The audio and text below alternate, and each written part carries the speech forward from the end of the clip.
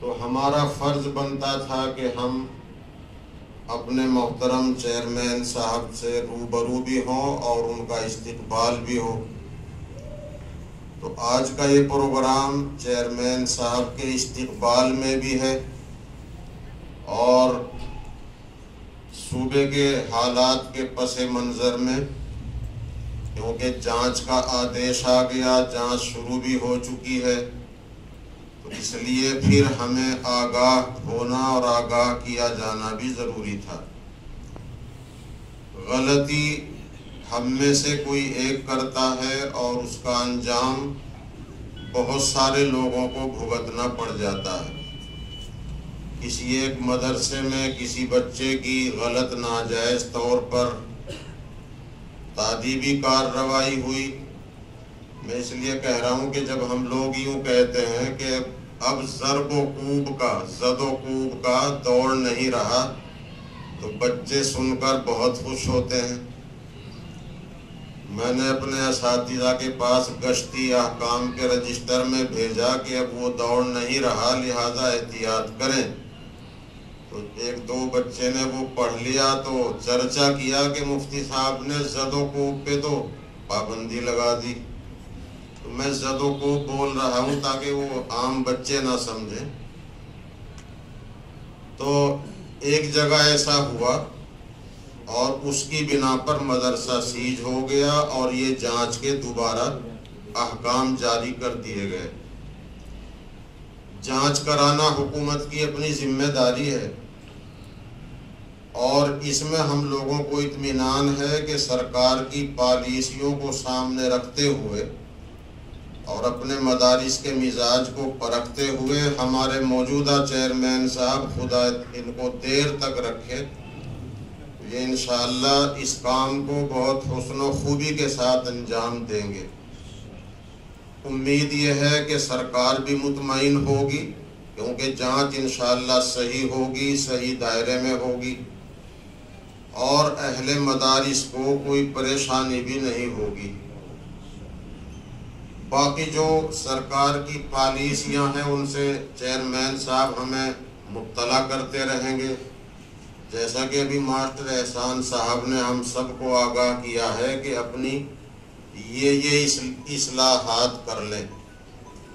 آپ جانتے ہیں کہ مدارس اسلامیہ دارالعلوم دیوبند کی شاخیں ہیں اور دارالعلوم دیوبند ان 8 اصولوں پر چل رہا ہے جو اس کے بانیوں میں سے سب سے زیادہ مشہور حضرت مولانا محمد قاسم صاحب نانوتوی رحمۃ اللہ علیہ نے لکھے تھے۔ ان میں سے ایک یہ بھی ہے کہ ہمارے اندر دلوں میں اخلاص ہو، اخلاص کے بغیر نہ کام میں استحکام پیدا ہوگا، نہ کام میں ترقی ہوگی۔ یہ بھی ہے کہ دیانت داری کے ساتھ کام ہو، اس لیے کہ ہمیں قوم نے امین بنایا ہے، ہم بچوں کے بھی وکیل ہیں اور جو چندہ دینے والے ہیں ہم ان کے بھی وکیل ہیں، اور امانت کا مسئلہ بہت اہم ہوتا ہے۔ آپ حضرات کے سب کے علم میں ہے، اللہ مجھے بھی ہم سب کو عمل کی توفیق دیتا رہے، دے رکھی ہے۔ جیسا کہ مشہور ہے کہ سرکار دو عالم صلی اللہ علیہ وسلم کے ایک صحابی تھے جو نئے نئے اسلام میں داخل ہوئے، مسائل کا علم نہیں تھا، مال غنیمت آیا تھا، اس میں سے ایک چادر کی ضرورت تھی تو چادر نکال لی، یہ سوچا ہوگا کہ حضور صلی اللہ علیہ وسلم کو بعد میں اطلاع کر دوں گا، وہ اطلاع نہیں کر سکے، گھوڑے پر زین کس رہے تھے، کسی اللہ کے دشمن نے تیر مارا، حلق میں لگا، شہید ہو گئے۔ تو کسی صحابی نے کہا کہ ان کی شہادت موت تو بڑی اچھی ہے، انہیں جنت میں جانے سے کوئی نہیں روک سکتا، ابھی تو اسلام میں داخل ہوئے تھے، گناہ کی نوبت نہیں آئی، اسلام کی وجہ سے پچھلے گناہ سارے معاف ہو چکے ہیں اور اسلام میں داخل ہو کر ابھی کوئی گناہ بھی نہیں کیا، شہید ہو گئے، انہیں جنت میں جانے سے کوئی نہیں روک سکتا۔ مگر رسول پاک صلی اللہ علیہ وسلم نے سنا اور یہ فرمایا کہ مجھے دکھایا گیا ہے کہ ایک چادر نے ان کو الجھا لیا ہے۔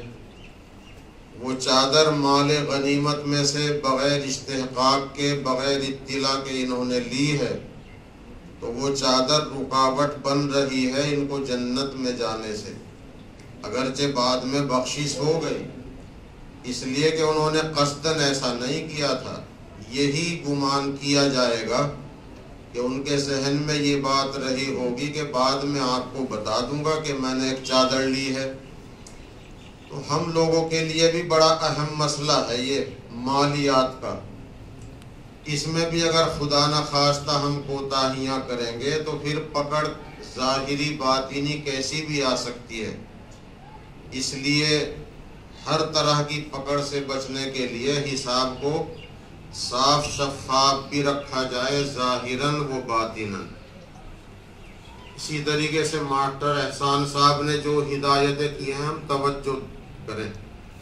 مولانا نواب علی صاحب نے بھی واٹس ایپ کے ذریعے اطلاع کر دی ہے کیا کیا معلومات کی جا رہی، کن کن چیزوں کو دیکھا جا رہا۔ تو تعمیر پر، صفائی پر ہم لوگ توجہ کریں، تعلیم پر توجہ کریں گے، انشاءاللہ اللہ کی مدد شامل حال رہے گی۔ ایسے ہی اصول ہشت گانا میں ایک اصول یہ ہے، دیکھیے مدرسہ کہ حضرت محتمم صاحب دارالعلوم کا کھانا نہیں کھاتے تھے، کمرے کا کرایہ دیتے تھے، بجلی کا بل دیتے تھے۔ کسی دن کھانے میں سلاد میں پیاز نہیں تھی تو ان کے خادم شاید یہی تھے، یہ مطبخ سے ایک دو پیاز لے آئے تو حضرت محتمم صاحب رحمت اللہ علیہ نے معلوم کیا اور معلوم کرنے کے بعد 10 روپے دارالعلوم کے کھاتے میں جمع کرائے۔ جیسے نوشیروان عادل کا قصہ آپ سب حضرات پڑھتے پڑھاتے ہیں، نمک نہیں تھا تو انہوں نے اپنے خدام سے کہا نمک قیمت سے لانا، بیت المال سے نہیں۔ حضرت ماسٹر احسان صاحب نے کہا بھائی بڑی زیادہ لمبی چوڑی ٹیم نہ ہو تو چیئرمین صاحب تو آج پہلی مرتبہ استقبال یا مجلس میں تشریف لا رہے ہیں، بس ایک ہی گاڑی سے اکیلے آئے ہیں، سرکاری عملے کا کوئی آدمی ساتھ نہیں۔ سپاس نامہ بسم اللہ الرحمن الرحیم بخدمت جناب حضرت مولانا مفتی محمد شمون صاحب قاسمی، چیئرمین مدرسہ بورڈ اتراکھنڈ۔ آج ہماری جبین نیاز بارگاہ خداوندی میں سجدہ ریز اور دل فرتے خوشی سے سرشار ہے، اور کیوں نہ ہو جبکہ ہم آپ جیسی مخلص اور بے لوث شخصیت کو ایک ایسے منصب پر فائز پاتے ہیں جس کے صحیح استعمال سے انشاءاللہ تعالی ملت کو بہت سے فوائد کی توقع ہے۔ بندہ ناچیز کا وجدان کہتا ہے کہ یہ اس بے لوث خدمت کا ادنا سا دنیاوی صلہ ہے، جو بڑا صلہ ملنے والا ہے وہ الگ ہے، جو آپ نے ایک عرصے تک ام المدارس دارالعلوم دیوبند کے انتہائی مخلص اور محسن محتمم حضرت مولانا مرغوب الرحمن صاحب نور اللہ مرقدہ کی خدمت انجام دی ہے، اور اخروی مراتب اس سے کہیں زیادہ بہتر ہوں گے انشاءاللہ تعالی۔ ہر کے خدمت کرد او مخدوم شد، ہر کے خدرا دید او محروم شد۔ حضرت محتمم صاحب جو آن جناب کے مخدوم رہے ہیں نور اللہ مرقدہ میں، ایمان و یقین کی پختگی، عزم و حوصلے کی بلندی، ملک و ملت کے تئیں فکر مندی، جذبہ اخلاص اور وفا، صبر و تحمل اور والہانہ پن جیسی جو اعلیٰ صفات تھیں جن کی وجہ سے اللہ نے ان سے مثالی کام لیا ہے۔ ان کے 30 سالہ اہتمام کے دور میں دارالعلوم نے ظاہر میں پہلے سے 1.5 گنا ترقی کی ہے 30 سالہ دور میں۔ ہمیں امید ہے کہ وہ صفات یقیناً آپ کی ذات میں بھی کچھ نہ کچھ ہے، اور انشاءاللہ آپ سے بھی اللہ ملت کی خدمت کا مثالی کام لے گا انشاءاللہ۔ اللہ کرے ہمارا یہ خواب جلدی ہی شرمندہ تعبیر ہو اور پائندہ بھی ہو۔ آج مدرسہ امداد الاسلام لنڈھورا میں تشریف آوری پر ہم سب صوبہ اتراکھنڈ کے اکثر مدارس کے ذمہ داران آپ کا پرتپاک خیر مقدم کرتے ہیں۔ یہاں دہرادون کے مدارس کے بھی ذمہ دار موجود ہیں، بس کمایوں منڈل سے کوئی نہیں آ سکا ہے، اور اپنی کم مائگی کے مکمل احساس کے ساتھ استاد محترم حضرت مولانا ریاست علی صاحب ظفر بجنوری نور اللہ مرقدہ کا یہ شعر بطور سپاس و تشکر پیش کرتے ہیں۔ نادم ہے واقعی کرم بے حساب سے، خوش آمدید آپ کہاں میرا گھر کہاں۔ اللہ کرے بار بار آپ کی تشریف آوری ہوتی رہے اور آپ کی مخلصانہ ہدایات سے استفادے کا موقع ملتا رہے، اور خدائے پاک آپ کو اخلاص کے ساتھ اور ہمت و حوصلے کے ساتھ اس عہدے پر برقرار رکھے۔ وآخر دعوانا الحمد للہ رب العالمین۔